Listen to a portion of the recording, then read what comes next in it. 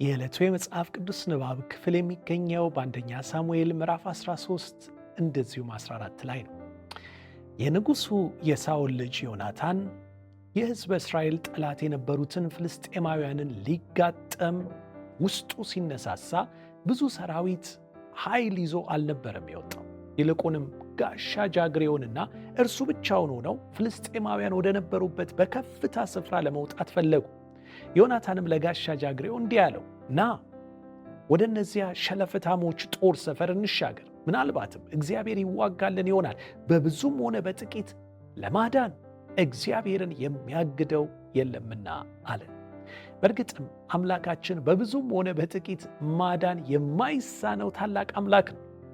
ሙሴና አሮን ብቻቸውን ሆነው ከፈርዖን እና ከግብረ አበሮቹ ጋር ተጋጠሙ፣ በአምላካቸውን ብርታት አሸነፉት።